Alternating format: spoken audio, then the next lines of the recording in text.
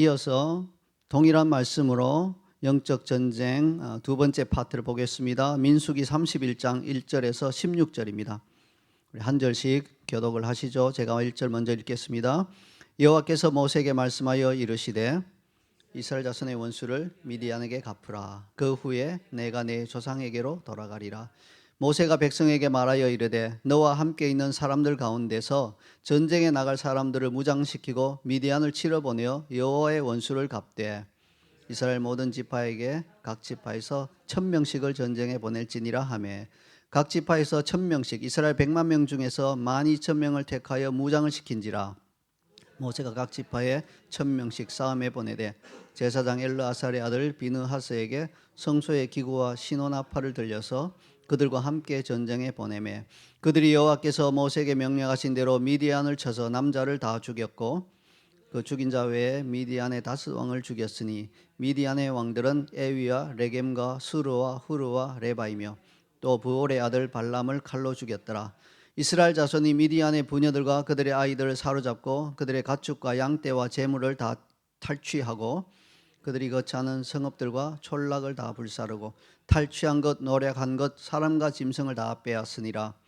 그들이 사로잡은 자와 노략한 것과 탈취한 것을 가지고 여리고 맞은편 요단강가 모압 평지의 진영에 이르러 모세와 제사장 엘르아살과 이스라엘 자손의 회중에게로 나아오니라. 모세와 제사장 엘르아살과 회중의 지도자들이 다 진영 밖에 나가서 영접하다가 모세가 군대의 지휘관 곧 싸움에서 돌아온 천부장들과 백부장들에게 노하니라. 모세가 그들에게 이르되 너희가 여자들을 다 살려두었느냐? 보라, 이들이 발람의 꾀를 따라 이스라엘 자손을 부올의 사건에서 여호와 앞에 범죄하게 하여 여호와의 회중 가운데 연병이 일어나게 하였느니라. 아멘. 할렐루야. 오늘 우리는 지난주에 이어서 민수기 본문을 통해서 영적 전쟁에 관해서 계속해서 살펴보도록 하겠습니다. 지난주에 우리가 나눈 영적 전쟁의 특징 세 가지를 기억하시나요? 우리는 영적 전쟁은 하나님의 백성의 원수를 갚는 전쟁임과 동시에 여호와의 원수를 갚는 전쟁이라는 것을 배웠습니다. 그리고 영적 전쟁에 아무나 참여할 수 있는 것이 아니라 속사람이 성장하여서 능히 전쟁을 감당할 만한 사람이 하나님께서 그 전쟁을 허락하시고 또 참여할 수 있다는 것을 배웠습니다.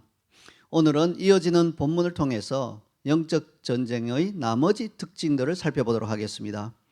이어지는 영적 전쟁의 특징 네 번째입니다. 함께 읽겠습니다. 영적 전쟁은 예배로 승리하는 전쟁이다. 본문 6절을 함께 읽겠습니다. 모세가 각 지파에 1000명씩 싸움에 보내되 제사장 엘르아살의 아들 비느하스에게 성소의 기구와 신호나팔을 들려서 그들과 함께 전쟁에 보내매. 예나 지금이나 전쟁터라는 것은 목숨이 오락가락하는 것이요. 순식간에 죽을 수도 있는 것입니다. 아주 위험한 곳이기 때문에 아무나 그 전쟁터에 가는 것이 허락되지 않습니다. 군인들만 전쟁터에 갈 수 있죠. 그런데 현대 전쟁에서 실제로 전쟁을 수행하지 않는 사람 중에 전쟁터에 가 있는 사람이 있습니다. 그들은 누구일까요? 실제로는 전쟁을 하진 않아요. 근데 전쟁터 한복판에 있어요. 가 있어요. 자, 누구일까요?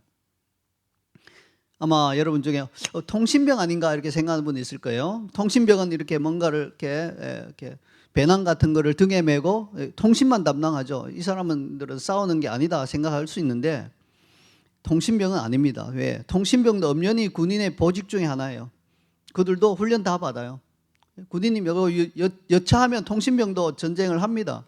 총기를 다 가지고 있고요. 싸웁니다. 제가 지금 질문하는 사람은 군인의 신분이 아님에도 불구하고 전쟁터에 가 있는 사람입니다. 자, 그는 누구일까요? 그렇습니다. 그 사람은 바로 종군 기자입니다. 종군 기자는 군인 신분이 아닙니다. 기자의 신분입니다. 이 종군 기자 중에도 군인인 사람이 있어요. 군대에서 특별히 훈련해서 이렇게 취재하는 사람도 있는데 그렇지 않고 민간인 중에 로이터라든지 민간 어떤 그 회사의 기자로 있으면서 전쟁을 취재하러 가는 사람이 있어요. 그럼에도 불구하고 그는 전쟁터 한복판에 가 있습니다. 왜냐하면 그는 전쟁에서 승리하기 위해서 반드시 필요한 존재이기 때문에 그곳에 가 있다는 거죠. 자, 정군 기자와 관련하여서 한 가지 질문을 더 드리겠습니다. 전쟁터에서 군인이 더 위험할까요? 정군 기자가 더 위험할까요? 놀랍게도 답은 정군 기자입니다. 왜 그런가요? 우리가 어떻게 생각해 보면 군인들은 훈련을 철저하게 받고 나가니까 전쟁에 요령을 아니까 좀 덜 위험하고, 정군 기자는 그렇게까지 훈련을 받지 않으니까 좀 더 위험에 노출되어 있는 게 아닌가 이렇게 생각할 수 있겠습니다. 뭐 그런 면도 없잖아 있을 거예요. 그러나 그보다 훨씬 더 큰 이유는 적이 정군 기자를 우선적으로 노리기 때문에 그래요. 왜 그렇습니까? 이 정군 기자가 차지하는 역할이 크거든요. 전쟁을 어떤 식으로 보도하느냐에 따라서 군인들의 사기가 올라갈 수 있고, 또 본국의 국민들이 이 전쟁을 반드시 이겨야 되겠다는 그런 어떤 결의를 다지게 할 수 있는 게 바로 정군 기자이기 때문에 그래요. 그래서 우선적으로 공격하기 때문에 정군 기자가 더 위험합니다. 이처럼 정군 기자는 정확한 군인의 신분은 아니면서도 전쟁터 한복판에 가 있는 것입니다. 오늘 본문을 보면 모세가 제사장 엘르아살의 아들 비느하스에게 성소의 기구와 신혼아파를 들려서 군사들과 함께 전쟁에 보냈다고 되어 있습니다. 바로 이 제사장의 아들 비느하스가 정군 기자처럼 군인이 아님에도 불구하고 전쟁터에 나간 것입니다. 군인이 아닌 제사장이 전쟁에 보냄을 받은 이유는 두말할 필요 없이 그가 전쟁에 꼭 필요한 존재이기 때문에 그렇습니다. 만약에 이스라엘 자손이 지금 미디안과 싸우는 것이 그냥 단순히 고대의 어떤 두 민족이 그냥 싸우는 것이라면 제사장이 함께 나가는 것은 별 의미가 없을 거예요. 상징적이면 그냥 형식적인 행동으로 그쳤을 것입니다. 물론 뭐 전쟁 당사자들은 제사장 데리고 나가는 게 굉장히 중요하다고 생각은 했겠지만 실체가 뭐냐는 거예요. 그냥 두 민족 사이의 전쟁이었다면 뭐 제사장 아니라 제사장 할아버지 데리고 나가도 그냥 형식적인 거예요. 그것이 전쟁에 어떤 영향을 미치고 전쟁의 결과를 바꿀 수 있는 힘은 없다는 것입니다. 제가 아직도 흥미롭게 기억하고 있는 한 장면이 있습니다. 아시다시피 지금 월드컵이 열리고 있지요. 우리가 뭐 한국에서 멀리 떨어진 곳에 살다 보니까 저도 월드컵이 열린지도 몰랐어요. 1시간 전에 알았어요. 예, 뭐 뉴스도 잘 평소에 안 보고 하다 보니까 뭐 한국하고 월드컵 곧 1시간 후에 시합이 있대요. 그래서 깜짝 놀라서 이거 혹시 볼 수 있는 길이 없나 하고 찾아보니까 SBS 방송국, 호주의 SBS 방송국에서 온라인으로 볼 수 있대요. 그래서 켜서 봤는데 감사하게도 이기더라고요. 근데 언젠가인지도 모르지만 과거 월드컵 할 때 아프리카의 한 나라에서 월드컵 본선에 진출하게 된 거예요. 그래서 이제 그 본선 경기가 열리는 월드컵 개최국에 가서 이제 본선 경기를 하게 되었는데, 중계를 쭉 하다가 관중석을 한번 쭉 비춰줬어요. 뭔가 관중석에 흥미로운 게 있었나 봐요. 보통은 좀 이렇게 응원을 특징 있게 응원하는 사람이나 혹은 뭐 좀 예쁜 젊은 여자분들 이런 분을 비치는데, 시청률을 위해서 그래요. 거기 딱 비쳤는데 보니까요, 그 아프리카 국가에서 온 응원단인데 그 중에 한 무리가 누가 봐도 주술사의 복장을 입고 있어요. 뭔가 뭐 위통 벗고 뭔가 해골 같은 거 차고 막 몸을 흔들면서 한 대여섯 명이 막 주문을 외우고 있는 거예요. 그러면서 이제 커멘테이터라고 하죠. 이 스포츠캐스터가 저 사람들은 아프리카에서 온 사람들이요, 주술사들이에요 하면서 자기들 팀이 승리하라고 골을 넣으라고 지금 주문을 외우고 있는 거예요. 이렇게 설명하더라고요. 근데 우리나라 스포츠캐스터였던 걸로 기억하는데요, 아이고 저렇게 한다고 골이 들어가겠습니까? 뭐 이런 식으로 좀 황당하다는 투로 말을 했습니다. 그리고 실제로 그렇게 한다고 해서 안 들어갈 골이 들어가지는 않겠지요. 만약에 오늘 본문에 나온 미디안과의 전쟁이 단순히 그냥 이스라엘이라고 하는 하나의 그냥 민족이 미디안이라는 민족과 전쟁하는 것에 불과했다면, 전쟁터의 제사장을 함께 데리고 나가는 것은 뭐 아프리카 나라에서 월드컵 게임에 주술사들을 응원 부대로 내보내는 것과 비슷한 일일 겁니다. 아프리카 나라들은 주술사 데려와서 얼마나 든든했겠어요. 근데 그건 의미 없는 거예요. 허망한 겁니다. 실체가 없잖아요. 그냥 쇼잖아요. 만약에 그냥 이방 민족 사이에 전쟁이었고 뭐 자기들 제사장 데리고 나간들 의미가 없는 겁니다. 그러나 미디안과의 전쟁은 여호와의 원수를 갚는, 실체이신 하나님, 그 여호와의 원수를 갚는 영적 전쟁이었기 때문에 모세는 이 전쟁에는 반드시 제사장이 나가서 하늘과의 교통이 있는 그러한 전쟁을 수행해야 된다는 것을 알았습니다. 그래서 비느하스에게 성소기구와 신호나팔을 들려서 보낸 것입니다. 동일한 원리로 오늘날 우리의 영적 전쟁에서 제사장으로 대변되는 예배는 무엇보다도 중요한 승리 요소입니다. 예배가 결여된 영적 전쟁은 결코 승리할 수 없습니다.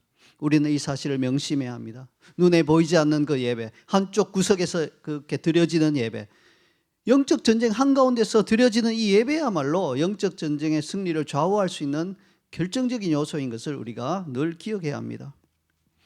만약에 어떤 믿지 않는 사업가가 사업에서 성공하고자 한다면 어떻게 할까요? 자신의 힘과 노력으로 열심히 사업하면 됩니다. 물론 사업이라고 하는 것이 뭐 열심히 한다고 다 되는 것은 아니지만, 성공이 보장되는 것은 아니지만, 그래도 열심히 하면 성공 확률이 아주 높아집니다.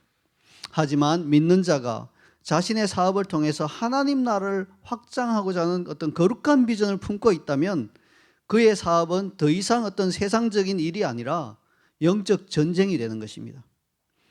그리고 이때는 반드시 예배와 함께 사업을 진행해야 되는 것입니다. 왜냐하면 이 경우에는 그냥 일반적인 원리에서 이루어지는 사업이 아니라 원수가 그 사업이 성공하지 못하도록 방해하기 시작하는 영적 전쟁이 되기 때문에 그렇습니다. 거룩한 비전을 품고 이 사업이 잘 되면 여기서 나오는 수익으로 내가 하나님의 어떤 이런 거룩한 일을 하리라, 이런 마음을 품고 비전을 품고 사업을 시작하면 그건 영적 전쟁이 되어버린다는 거예요. 그러면 이제 원수가 공격하기 시작하는 거예요. 그러므로 예배가 필요한 거예요. 그 원수의 공격을 이겨내기 위해서는 반드시 영적 전쟁과 함께 사업이 진행되어야 합니다. 똑같은 원리로 삶의 모든 영역에서 이것이 적용이 됩니다. 자, 믿지 않는 어떤 부모가 자녀를 세상에서 성공하고 세상에서 돈 많이 벌고 잘 살도록 그렇게 키우고자 한다면 그냥 세상의 원리를 따라서 세상의 교육으로 잘 교육시켜주면 됩니다. 세상의 방식으로 자녀가 성공할 수 있는 교육을 제공하면 된다는 말입니다. 그러나 그리스도인 부모가 자녀를 하나님 나라의 일꾼으로 잘 키우고자 한다면 그 일은 영적 전쟁으로 변하게 되는 것입니다. 그리고 이때는 반드시 예배가 함께 가야 하는 것입니다. 그러므로 예배 없이 자녀를 양육하면 어떻게 되나요? 그 자녀는 세상적으로는 성공할지는 모르지만 영적 전쟁에서는 승리할 수 없습니다. 그러므로 영적 전쟁에서는 반드시 예배가 함께 가야 하는 것입니다. 자, 예배가 왜 이렇게 중요할까요? 예배는 예수 그리스도의 십자가 보혈에 기초한 것이고 하나님의 나라를, 하나님의 임재를 이 땅에 끌어오는 것이기 때문입니다. 하나님 차원의 무기를 이 땅에 풀어놓는 것이기 때문에 영적 전쟁에서 예배가 중요합니다. 예배는 영적 전쟁에서 가장 강력한 무기가 됩니다. 그렇습니다. 실제로 이 땅에서의 전쟁에도 무기의 중요성은 아무리 강조해도 지나치지 않습니다. 언젠가 제가 어떤 탈북자가 진행하는 유튜브를 본 적이 있는데 그 사람은 북한의 특수부대가 훈련하는 장면을 보여주면서 비웃으면서 이렇게 설명했습니다. 여러분, 북한이 무슨 뭐 행사마다 사진을 좀 보여주세요. 아주 보면 재밌어요. 자, 우리 친구 사진 좀 보여주세요. 자, 여러분, 북한이 무슨 뭐 행사마다 툭 하면 우통을 벗은 특수부대 군인들을 동원해서 이마로 막 벽돌을 깨고 배에 큰 돌을 올려놓고 막 해무로 내려치는 쇼를 벌이는데 웃기지도 않는 일입니다. 실제로 전쟁이 나면 저렇게 싸울 일이 전혀 없습니다. 현대전은 드론으로 목표물을 정밀하게 타격하는데 저렇게 무식하게 싸우려는 사람이 가장 먼저 죽습니다. 이것이 바로 영적 전쟁에서 예배의 위력입니다. 예배는 때로는 드론처럼 정밀하게 적을 타격하고 때로는 핵폭탄처럼 한 지역을 초토화시키기도 합니다. 여러분, 그런 지금 상황에서 이렇게 뭐 배에 돌 올려놓고 때리고 이게 뭐 의미가 없는 것이에요. 이게 우크라이나하고 러시아 전쟁에서 드러났잖아요. 북한군이 막 러시아에 외화 벌려고 김정일이가 많이 보냈죠. 몇만 명, 뭐 몇십만 명이라고 하는데 보냈잖아요. 특수부대 군인들이라고 했어요. 근데 초반에는 막 몰살을 당했어요. 왜? 저런 벽돌 이마로 깨는 정신으로 갔다가 들어온 때에 몰살을 당한 겁니다. 그러니 기억하십시오. 예배 없이 영적 전쟁에서 승리하고자 하는 그리스도인이 있다면 그 사람은 북한의 특수부대원처럼 그냥 자신의 이마로 벽돌을 깨서 전쟁에서 승리하고자 하는 어리석고 무식한 사람입니다. 이런 사람이 영적 전쟁에서 가장 먼저 죽습니다. 그러므로 우리가 영적 전쟁을 잘 수행하고자 한다면 예배가 전쟁의 승리와 직결된 필수 요소라는 것을 알고 그 영적 전쟁 고비고비마다 순간순간마다 예배로 함께 가야 하는 것입니다. 이제 영적 전쟁의 특징 5번째를 살펴보겠습니다. 함께 읽겠습니다. 영적 전쟁은 여호와의 명령에 철저히 순종하는 전쟁이다. 7절과 8절을 함께 읽겠습니다. 그들이 여호와께서 모세에게 명령하신 대로 미디안을 쳐서 남자를 다 죽였고 그 죽인 자 외에 미디안의 5왕을 죽였으니 미디안의 왕들은 에위와 레겜과 스루와 후르와 레바이며 또 부올의 아들 발람을 칼로 죽였더라. 남자 포로를 남기지 않았다는 이 부분에서 좀 불편한 분들이 있을 수 있겠습니다. 그러나 다시 말씀드리지만 저는 이 메시지를 신정론으로 풀 생각은 없습니다. 기회가 되면 신정론으로 본문을 다룰 수도 있겠지만 지금은 아닙니다. 여호와께서 명령하신 대로 미디안을 쳐서 남자를 다 죽였다는 말을 영적 전쟁의 관점에서 보자면 내 생각이 아니라 내가 옳다고 여기는 것이 아니라 포로를 잡았는데 죽일 것까지 있느냐 이런 생각이 아니라 하나님의 명령에 철저하게 순종해야 영적 전쟁에서 승리할 수 있다는 말입니다. 사람이 일반적으로 가지고 있는 생각을 상식이라고 합니다. 상식은 많은 경우에 옳은 생각이며 상식대로만 행동하면 평균 이상으로 올바른 행동할 수 있습니다. 그러나 영적 전쟁에서 하나님께서는 인간이 가지고 있는 상식을 뛰어넘는 행동을 요구하시는 경우가 종종 있습니다. 이때 그 명령에 순종하는지 여부에 따라서 영적 전쟁을 승리로 이끌 수도 있고 실패할 수도 있는 것입니다. 이스라엘 백성을 이끌고 홍해 앞에 선 모세를 생각해 보시기 바랍니다. 자, 이것은 세상적인 전쟁이에요. 그러나 동시에 하나님의 전쟁, 영적 전쟁이기도 합니다. 뒤에는 애국 군대가 추격해 오고 있고 앞에는 시퍼런 홍해물이 가로막고 있습니다. 자, 이때 인간의 상식은 뭘 이야기할까요? 둘 중에 하나죠. 애국 군대에 항복하든지 아니면 죽기를 각오하고 애국 군대와 싸우든지 하는 겁니다. 다른 선택지는 없는 것이에요. 이때 인간의 상식을 뛰어넘는 하나님의 명령이 모세에게 전달됩니다. 손에 지팡이를 잡고 홍해를 향해 손을 뻗으라고 하십니다. 인간의 상식으로 이거는 아무 의미 없는 일이잖아요. 지팡이 잡고 바다를 향해 손을 뻗는들 그게 무슨 일이 나겠어요? 아무 일도 안 일어나면 모세가 이스라엘 백성에게 제일 먼저 돌에 맞아 죽을 판이에요. 그런데도 뻗었을 때 홍해가 갈라지는 기적이 일어났고 이스라엘 백성은 바다를 마른 땅처럼 건너가서 한 사람도 상하지 않고 승리를 거둔 것입니다. 하늘에서 비가 한 번도 내린 적이 없던 그 시절에 산 중턱에 방주를 지으라는 명령을 받은 노아는 어떻습니까? 상식을 뛰어넘는, 상식이 맞지 않는 그러한 명령 아닙니까? 또한 우기 때라서 물이 지금 강둑을 넘쳐 흐르는 그 상황에서 요단강을 언약궤를 맨 제사장들을 앞세우고 건너가라고 하는 명령을 받은 여호수아는 어떻습니까? 이건 전혀 상식에 맞지 않는 명령인 것이죠. 아니면 불과 300명의 군사를 이끌고 한밤중에 메뚜기 떼처럼 편만하게 공격하러 와 있는 미디안의 대군을 치라는 그 명령을 받은 기도는 어떻습니까? 몰래 어둡게 깜깜하게 가서 한 명 한 명 목을 베도 이길까 말까인데 막 적진 한복판에서 횃불을 들고 불을 밝히면서 어둠을 밝히면서 외치라고 나 여기 있어 죽이시오 이 말이잖아요. 이런 명령을 받은 기드온은 어땠습니까? 이 모두는 인간의 상식을 뛰어넘는 명령들입니다. 하지만 그들이 하나님의 명령에 온전히 순종했을 때 그들은 전쟁에서 승리를 거두었습니다. 여러분, 이것이 과거 구약의 이스라엘 백성에게만 해당되는 걸까요? 절대로 그렇지 않습니다. 우리 삶의 현장에서 영적 전쟁 상황에서는 성령님께서 세미한 감동으로 우리 마음에 명령하시는 그 하나님의 음성에 순종해야 합니다. 근데 문제는 그러한 순종이 우리의 상식이나 본성을 거스른 때가 많다는 데 있습니다. 대체로 이런 명령입니다. 야, 네가 먼저 화해에 손을 내밀어라. 이렇게 감동을 주시는 거예요. 혹은 네가 그냥 금전적으로 손해보고 말아라. 이렇게 감동을 주시는 거예요. 이렇게 명령하시는 거예요. 그러면 우리의 본성은 강한 반발심을 느낍니다. 분명히 저 사람이 나에게 잘못했는데 왜 내가 먼저 미안하다고 사과해야 하나요? 이런 반발심이 일어나는 거죠. 이런 생각이 들면 순종하기가 쉽지 않습니다. 아니면 내가 이렇게까지 손해를 봐야 됩니까? 아니, 저 사람이 나한테 손해를 끼쳤는데 내가 더 손해를 봐야 돼요?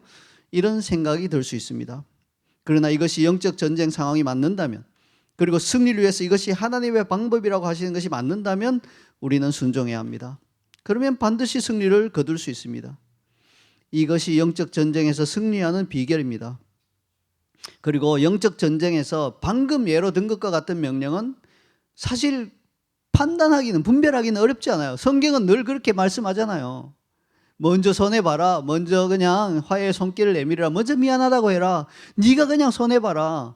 이렇게 말씀하시는 게 성경의 보편적인 가르침이니까 이거는 분간하기는 어렵지 않아요.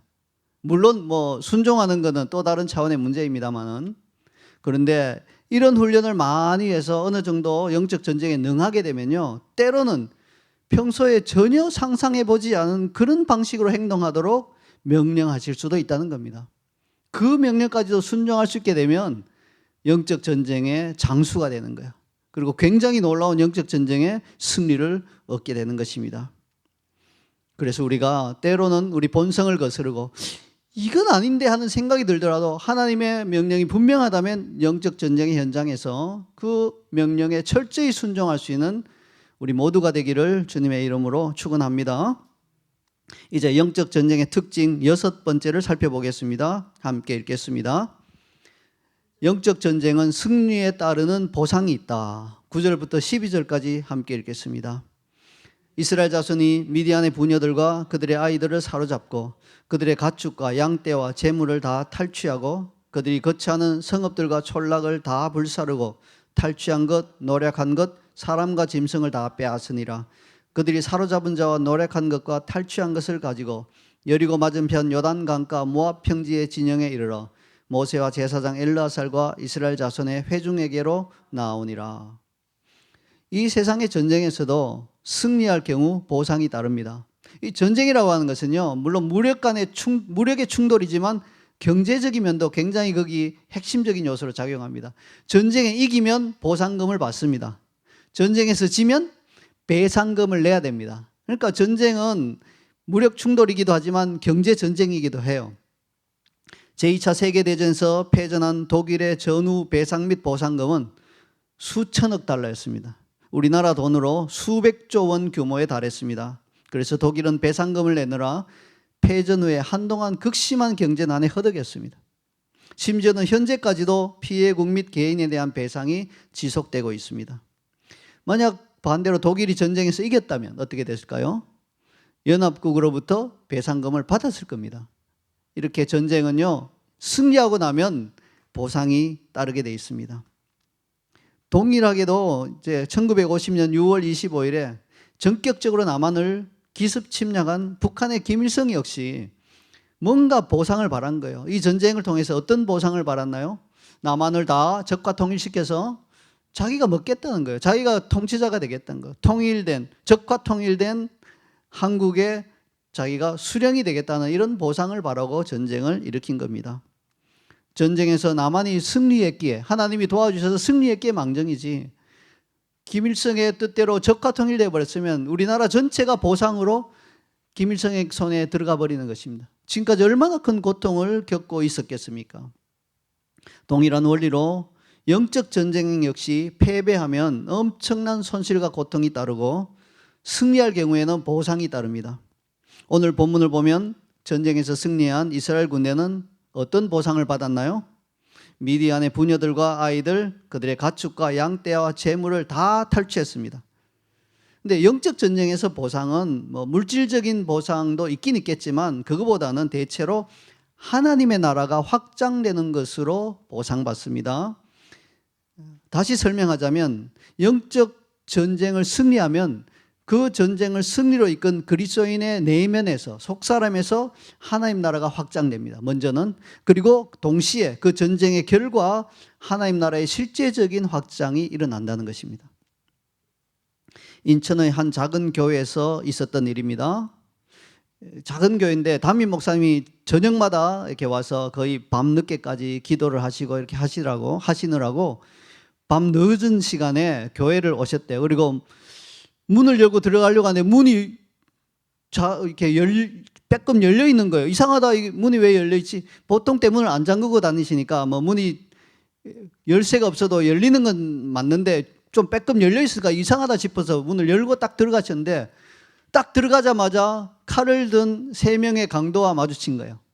근데 보니까 이게 강도가 뭐 진짜 완전히 막 어떤 강도라기보다는 청소년 아이들, 10대 후반의 청소년 3명이 좀 술을 좀 취했는지 혹시 교회 헌금하면 뭔가 있을까 싶어서, 사실 교회에 뭐 아무것도 없잖아요. 그런데도 잘 모르니까 얘들이 교회에 가면 뭔가 훔칠 게 있나 싶어서 칼을 들고 들어온 거예요. 강도입니다.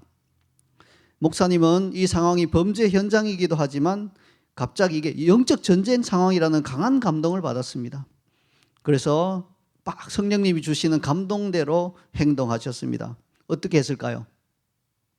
목사님께서 부흥사에 낮고 굵은 목소리로 꿇어, 그렇게 이야기하신 거예요.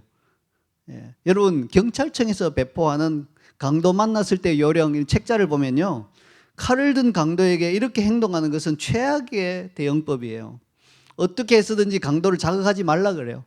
지갑 달라면 지갑 내주고, 아유 이거밖에 없다고 달래서 어떻게든 그 자리를 모면하라고 하는 것이지, 칼을 든 강도에게 꿇어 이렇게 말하면 안 된다고 되어 있어요. 그러나 목사님은 그 상황이 영적 전쟁이라는 것을 깨닫고 일반 상식보다는 그 시간에 성령님이 주시는 감동을 따라 행동했던 것입니다. 그런데요, 영적 전쟁에서 내 생각과 다르다 하더라도 하나님께서 지시하시는 대로 하면 반드시 승리한다고 방금 앞에서 말씀드렸죠. 놀랍게도 목사님이 꿇어 이러니까요, 그 3명이 쭈뼛쭈뼛 하더니 그 자리에 실제로 무릎을 꿇는 거예요. 그러니까 목사님이 이제 칼을 치우고 딱한 사정을 이제 들어주고 훈계하고 타이르고 돈까지 자기 수중에 얼마를 주어서 돌려보냈다고 합니다. 근데 그 중에 한 명이 좀 감동을 받았나 봐요. 신고하지도 않고 돈까지 주면서 기도해주고 보내니까 그 다음 주부터 교회를 나오더래요. 그리고 그 교회 청년회가 되었고, 그리고 열심히 활동하다가 신학교에 가서 나중에는 신학을 다 마치고 목사가 됐다는 겁니다. 여러분, 만약 목사님이 그 상황에서 그냥 강도에게 그냥 지갑 주면서 아유 이거밖에 없는데 가지고 가라고 이렇게 하고 끝냈다면, 그건 뭐 몸은 다치지 않았을지 모르지만 영적 전쟁의 승리에 따르는 보상은 얻지 못했을 겁니다. 그러나 목사님이 성령의 감동에 순종했을 때, 일반 상식대로 행동하지 않고 이건 뭐 일반 상식에 반하는 행동, 그 강도를 앞에 두고 꿇어 이렇게 했을 때 영적 보상을 얻는 그런 역사가 일어났던 겁니다. 이처럼 영적 전쟁의 승리는 풍성한 보상을 가져다 줍니다. 이제 마지막으로 영적 전쟁의 특징 7번째를 살펴보겠습니다. 함께 읽겠습니다. 영적 전쟁은 승리한 후에도 실족하여 범죄할 수 있다. 14절부터 16절까지 함께 읽겠습니다. 모세가 군대의 지휘관 곧 싸움에서 돌아온 천부장들과 백부장들에게 노하니라. 모세가 그들에게 이르되 너희가 여자들을 다 살려두었느냐? 보라, 이들이 발람의 꾀를 따라 이스라엘 자손을 부올의 사건에서 여호와 앞에 범죄하게 하여 여호와의 회중 가운데 연병이 일어나게 하였느니라. 역시 이 본문을 읽을 때 매우 불편한 느낌이 드는 분들이 있을 겁니다. 지금 모세가 군대의 지휘관들에게 노한 이유가 뭡니까? 여자들을 다 살려두었기 때문입니다. 그러면 저절로 이런 질문이 떠오를 거예요. 아니 그러면 전쟁터에서 사로잡은 여자를 다 죽이라는 말인가요? 자, 이 질문은 매우 정당한 질문입니다. 그리고 이 질문 역시 신정론을 통해 어느 정도 납득할 만하게 답할 수 있습니다. 그러나 다시 말씀드리지만 저는 신정론에 입각하여 오늘 메시지를 풀고자 하는 것이 아니죠. 순전히 영적 전쟁이라는 관점에서 오늘 본문을 살펴보고 있습니다. 모세가 천부장과 백부장들에게 여자들 살려두었다고 노하여 책망한 것을 영적으로 해석해 보자면, 우리 삶에서 하나님께 범죄하게 하는 원인을 그냥 두지 말라는 거예요. 그걸 제거하라는 것입니다. 여러분, 미디안 여자들이 그 자체로 악한 건 아니죠. 전쟁을 통해서 사로잡은 미디안의 여자들은 뭐 집안 하녀로 부릴 수도 있고, 또 그 중에 아리따운 여자들은 아내로 삼을 수도 있을 겁니다. 인간적인 시각으로 보자면 살려두는 것이 훨씬 유익합니다. 그러나 이들은 그냥 여자들이 아니잖아요. 이들은 앞서 발람의 꾀를 따라서 이스라엘 자손을 부활의 사건을 통해서 여호와 앞에 범죄하게 한 자들입니다. 그러니 이런 여자들을 다시 받아들여서 이스라엘 가운데 섞여서 살아가도록 두는 것은 이건 섣불지고 불로 뛰어드는 굉장히 위험한 행동이죠. 이들을 통해 음행과 우상 숭배가 다시 이스라엘 사이에 퍼질 위험이 너무나도 큽니다. 이것이 바로 영적 전쟁에서 우리에게 종종 일어날 수 있는 일입니다. 영적 전쟁을 승리로 이끌면 보상을 받는다고 말씀드렸죠. 하지만 그 보상 중에 그 자체로는 좋은 것이지만 그걸로 인해서 하나님께 범죄하게 할 만한 것이 있다면 과감하게 제거해 버려야 합니다. 예를 들어 드릴까요? 어떤 사업가가 하나님 나라를 위해 자신의 사업을 확장하고자 하는 비전을 가지고 치열한 영적 전쟁을 치렀고 그 결과 자신이 바라는 대로 사업이 확장되었습니다. 그리고 확장된 사업으로 인해서 더욱 많이 바빠졌고요. 금전적으로 수익이 많이 나서 물질의 여유도 생겼습니다. 그러자 그 사업가는 바쁘다는 핑계로 서서히 주일 예배를 등한시하기 시작하고 때로는 빠지기 시작하고 이렇게 신앙생활에 열심히 떨어지기 시작하는 겁니다. 또한 금전적으로 이 수익이 많이 나니까 그걸 가지고 사치를 하기도 하고 또 유흥에 많이 쓰기 시작하는 것입니다. 이런 경우는 그는 차라리 영적 전쟁을 하지 않았거나 오히려 패배했더라면 차라리 나을 뻔했을 겁니다. 그 사업자는 여리고성 전투 승리 이후에 금덩이와 신할산 외투를 보고 하나님의 분명한 명령을 어기고 그것을 자기 장막에 숨긴 탐욕의 영, 이 탐욕의 영, 아간의 영이라고 할 수 있는 이런 탐욕의 영에 사로잡혀 버린 것입니다. 그런데 영적 전쟁 승리 후에 찾아오는 유혹으로 탐욕의 영보다 더 심각한 것이 있습니다. 그건 뭡니까? 교만의 영입니다. 교만의 영은 자신의 힘으로 그 전쟁을 승리로 이끌었다고 착각하게 만들고 그 결과 하나님의 은혜를 업신여기고 하나님께로부터 멀어지게 만듭니다. 이것은 영적 전쟁의 승리 후에 가장 비참한 결과를 낳고 맙니다. 그러면 우리는 절대로 이러한 유혹에 넘어가서는 안 될 것입니다. 전쟁에 승리할수록 더 그 보상이 풍성할수록 더 정신을 차리고 그 다음 영적 전쟁에 대비해야 하는 것입니다. 거기에 취해서 그냥 그 미디안 여자들 그냥 다 살려줘. 여자들 다 뭐 하녀로 써도 좋겠고, 그 중에 아내로 삼아도 좋겠다. 그냥 살려두자. 뭐 큰 해가 있겠나. 이렇게 안일하게 생각하면 안 된다는 것입니다. 이제 말씀의 결론을 맺겠습니다. 우리 그리스도인들은 다른 모든 사람들처럼 평범하고 일상적인 삶을 살아가는 것처럼 보여요. 외견적으로는 그렇습니다. 우리 뭐 특별히 다른 삶을 사는 건 아니잖아요. 일상적인 다른 사람들처럼 직장 다니고 뭐 자녀들 기르고 똑같이 살아요. 그러나 삶의 여러 가지 상황에서 실상은 영적 전쟁을 치르고 있는 그런 존재들입니다. 특히 그 그리스도인이 하나님 나라에 대한 비전을 품고 있고 영적 전쟁을 치를 만큼 속사람이 성장했다면 눈에 보이지 않는 영적 전쟁은 더욱더 빈번하고 치열하게 일어납니다. 이때 필요한 것이 바로 지난주와 이번 주에 배운 영적 전쟁의 원리들입니다. 저는 자이언 CC의 모든 성도들이 2주간에 걸친 이 원리들을 잘 적용함으로써 영적 전쟁에서 늘 승리하는 강한 군사가 되기를 주님의 이름으로 축원합니다. 아멘.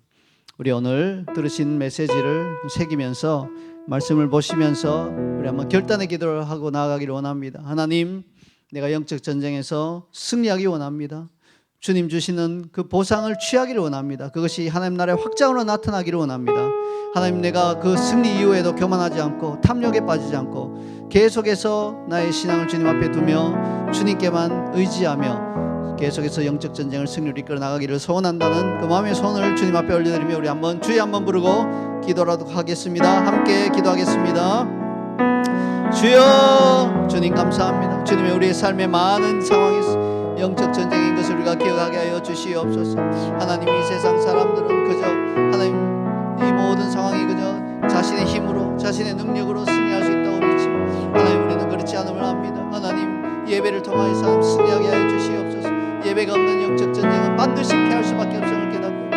삶의 모든 영적 상황, 전쟁의 상황에서 예배하는 자로 주님의 임재를, 주님의 무기를 이 땅에 끌어내리는 그러한 자로 서게 하여 주시옵소서. 하나님, 그리고 하나님께서 지시하는 모든 명령들을 우리가 듣겠습니다. 순종하겠습니다. 내 상식과 내 생각이 그것은 아니라 할지라도 하나님 것을 꺾어버리고 하나님께서 말씀하시는 그 방법대로 전쟁하겠습니다. 그럴 때 우리에게 승리를 주시고 그 승리로 인해서 우리가 보상을 받기를 소원합니다. 하나님, 그 보상이 하나님 물질적인 보상보다는 하나님 내 안에 하나님 나라가 확장되며 하나님, 그리고 하나님의 나라가 내 주변의 이웃에 확장되는 것을 보기를 소원합니다. 하나님, 이를 위해서는 영적 전쟁에 승리하여야 되겠습니다. 하나님, 그리고 그 전쟁의 승리 이후에도 아버지 교만하지 않게 해주시옵소서. 혹시 내가 교만하여서 하나님 그것이 내 힘으로 이겼다고 착각하거나 나의 승리라고 착각하거나 하지 않게 하시고, 하나님 또 탐욕의 영에 붙잡히지 않게 하시고, 승리하면 할수록 더욱 겸손하게 주님만 믿고 의지하며 따라가는 주님 하나님 나라의 그러한 군사들이 되게 하여 주시옵소서. 주님 감사합니다. 우리의 승리 되신 여호와 하나님을 찬양합니다. 여호와 니시 하나님을 찬양합니다. 우리의 깃발 되신 예수 그리스도를 찬양합니다. 하나님, 우리의 삶의 많은 영역들이 눈에 보이지 않는 영적 전쟁인 것을 깨닫게 하여 주시니 감사를 드립니다. 하나님, 우리가 하나님 나라를 향한 거룩한 열망을 품고 있다면 우리가 하는 모든 일들이, 거의 모든 일들이 영적 전쟁이 되게 될 것입니다. 원수가 가만두지 않을 것이며 계속해서 공격해 올 것입니다. 하나님, 그러나 그때에도 하나님의 백성으로서 여호와의 원수를 갚는 이 전쟁에 당당히 나아갈 수 있도록 도와주시옵소서. 하나님, 우리가 예배를 그 전쟁터의 한복판에서 하나님 앞에 올려드림으로 말미암아 그 예배를 통하여 전쟁을 승리하게 하여 주시옵소서. 하나님, 그리고 하나님께서 명령하신 그 전쟁의 방법, 그 방법대로 수행하게 하여 주시옵소서. 우리의 생각, 이렇게 하면 되지 않을까, 이렇게 하면 내가 이기지 않을까 하는 그 얄팍한 생각들 다 내려놓게 하시고, 하나님, 인간의 상식을 뛰어넘는, 인간의 상식을 초월하는 하나님의 방법을 우리에게 알려주실 때 그 방법대로 행함으로 말미암아 우리가 전쟁에서 승리하고 풍성한 열매, 하나님 나라가 확장되는 열매를 거두게 하여 주시옵소서. 그 보상이 우리에게 있게 하여 주시옵소서. 그리고 하나님께 승리를 주실 때 교만하지 않게 하시고 탐욕에 빠지지 않게 하시고 다음번 전쟁을 대비하며 더욱더 겸손하게 주님을 따라가는 믿음의 용사들 되게 하여 주시옵소서. 그렇게 우리를 이끄실 주님을 찬양하며 예수님의 이름으로 기도하옵나이다. 아멘. 다 일어나셔서 찬양하겠습니다.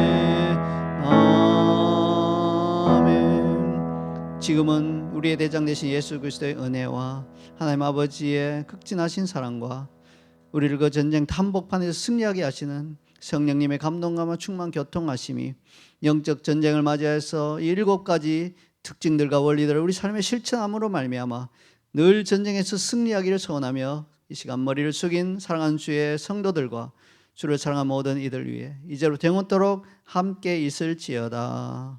아멘.